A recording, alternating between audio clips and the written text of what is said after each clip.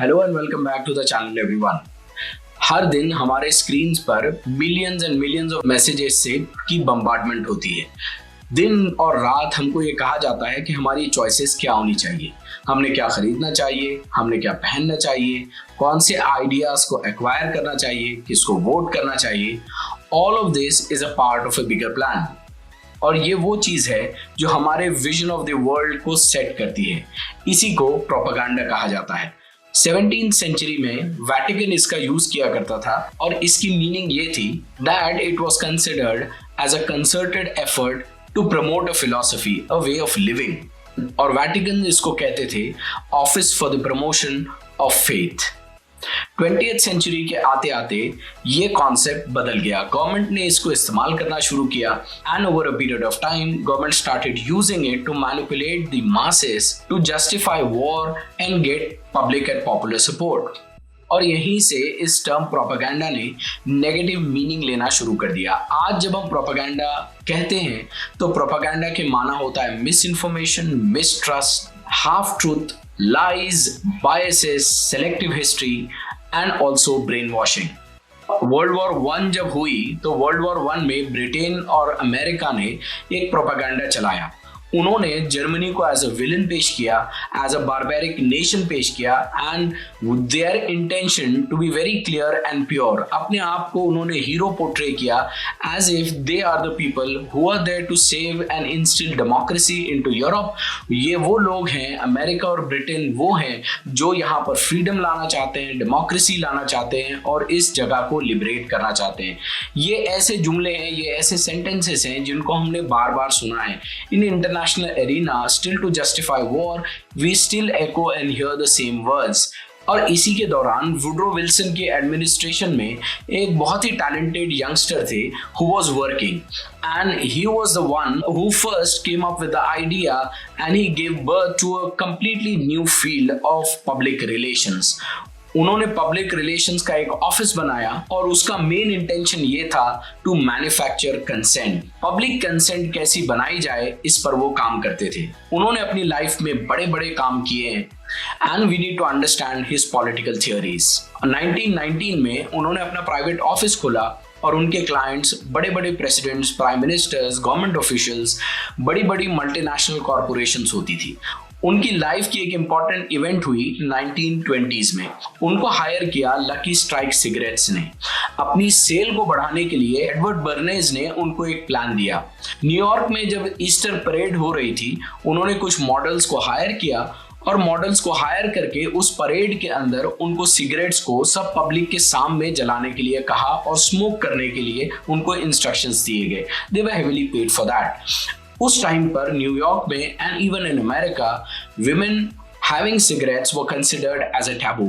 Edward Bernays ने इसको media में पेश किया as torches of freedom, as torches of freedom of women, freedom and liberty of women. Feminism के एक नए कॉन्सेप्ट के अंदर उन्होंने सेल का एजेंडा रखा और इस इवेंट ने नेक्स्ट दिन के पेपर्स में, मीडिया में बहुत बड़ी हाईलाइट बनाई and the sales of this cigarette increase, proving the ideas of Edward Bernays. Thomas Alva Edison की important discovery of the light bulb को हम सब जानते हैं। जब हम स्कूल में थे इसको हमने बहुत बार बार पढ़ा है and all of us have got inspired by that। लेकिन थॉमस एल्वा एडिसन के साथ और उनकी लाइट बल्ब की डिस्कवरी के साथ एक इंपॉर्टेंट इवेंट जुड़ा हुआ है and that important event is जब इन्होंने ये लाइट बल्ब को डिस्कवर किया तो 1929 में एडवर्ड बर्नेज ने पूरे अमेरिका में बड़े बड़े इवेंट्स रखे to felicitate him and to glorify his achievements. Reason क्या था? रीजन था जनरल इलेक्ट्रिक को प्रमोट करना। जनरल इलेक्ट्रिक के जो भी मफादात थे, जो भी उनके एजेंडास थे, उन एजेंडास को पूरा करना and he was highly successful in that. Edward Bernays ने अपनी पूरी लाइफ में apart from propaganda 3 important works लिखे हैं जिनसे उनकी पूरी philosophy of public relation and mass psychology को हम समझ सकते हैं। Number 1 that he wrote is in 1923, the book called Crystallizing Public Opinion। ये बुक इतनी पावरफुल थी कि इस किताब को हिटलर के ministry of propaganda, as it was named, Goebbels उनके मिनिस्ट्री ऑफ प्रोपेगेंडा के इंचार्ज थे, he used the concepts of Edward Bernays to bring about what happened in Germany against the Jews, about philosophies about Nazism and the racist philosophies on which Hitler worked.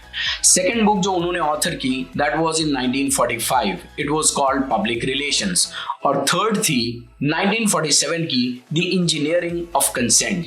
Edward Berners के ideas दो important thought processes का amalgamation है। उनके सारे ideas उनके uncle जो कि एक बहुत रिनाउंड वर्ल्ड रिनाउंड साइकियाट्रिस्ट हैं, सिगमंड फ्रॉइड, उनके आइडियाज से स्टेम करते हैं।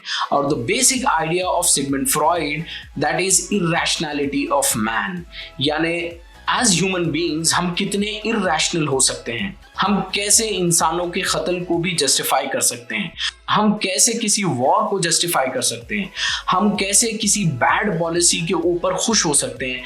All of this irrationality in a human behaviour, इसको सामने रखा सिगमंड फ्रॉइड ने। एक तरफ उन्होंने सिगमंड फ्रॉइड का ये आइडिया लिया और दूसरी तरफ से उसी टाइम पर दो बड़े साइकोलॉजिस्ट जिन्होंने मास साइकोलॉजी या क्राउड साइकोलॉजी पर काम किया, उनके कॉन्सेप्ट्स लिए। क्राउड साइकोलॉजी एक न्यू थिंकिंग थी जो उस दौर में आई, और उसको लाने वाले विल्फ्रेड टॉटर एंड गुस्टाव ली बॉन थे।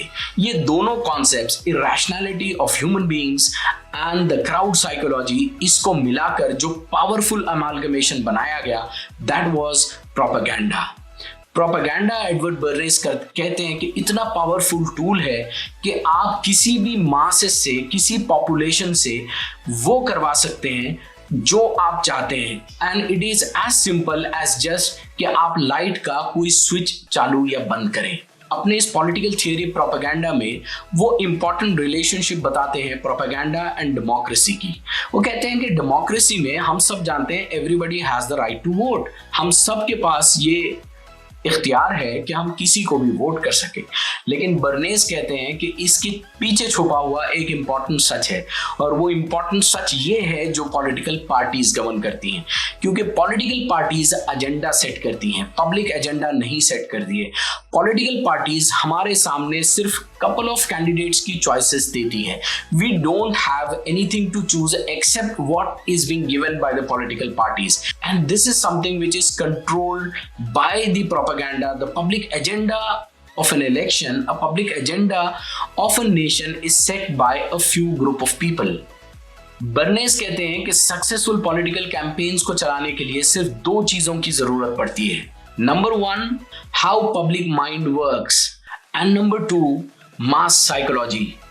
आप इन दोनों के ऊपर कंट्रोल हासिल कर लीजिए, इस पर कमांड हासिल कर लीजिए, and you can sell anything or any candidate as if you are selling cigarettes or toilet paper.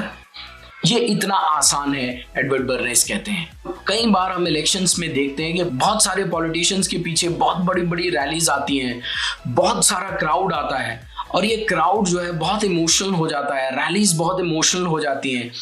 Edward Bernays कहते हैं this can help make the politician feel happy और गुड।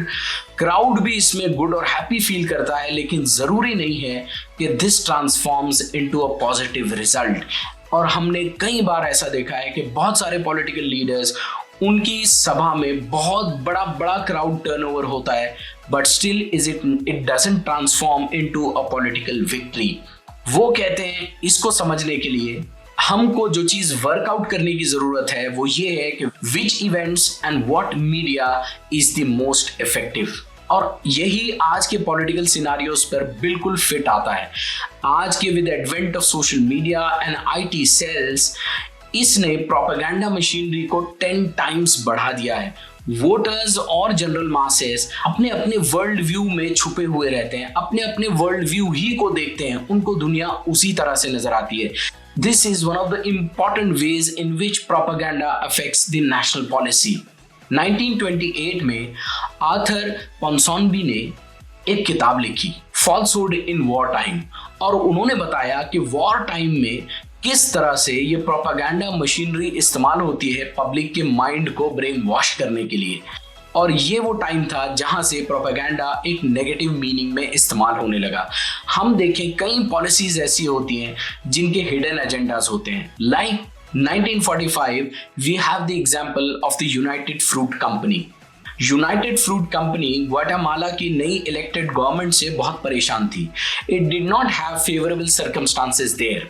उन्होंने हायर किया एडवर्ड बर्नेस को.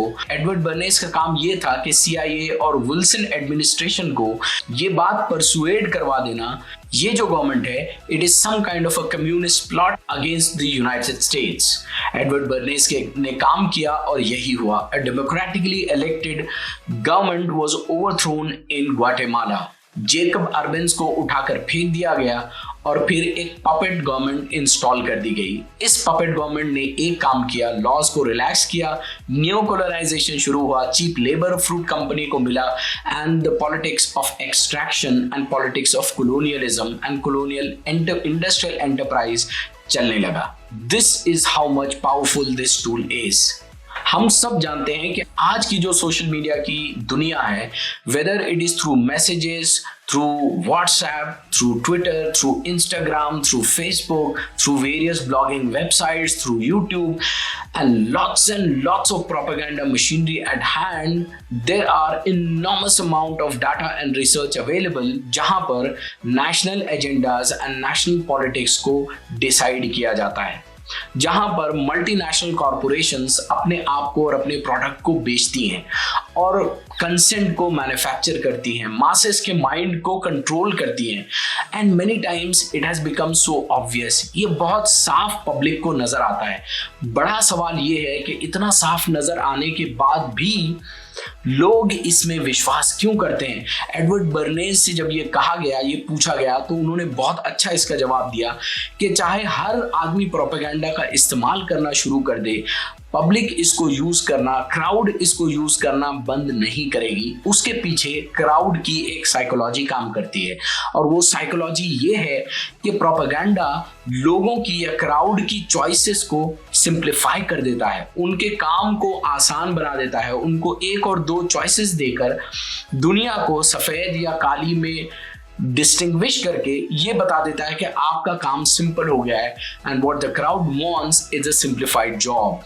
और इसी के नतीजे में सबकॉन्शियसली क्राउड की चॉइसेस, उसकी विशेस और उसकी एस्पिरेशंस प्रोपेगेंडा की नजर हो जाती है.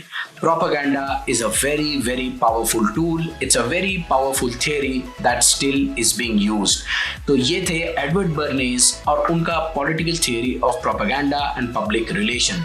होप कि आपको हमारा ये वीडियो इन्फॉर्मेटिव लगा हो, आपको हमारा वीडियो पसंद आया हो. If so, do subscribe to our channel, press the notification bell icon so that you are notified whenever we come up with a new video. Hope to see you soon in the next video. Till then, thank you very much.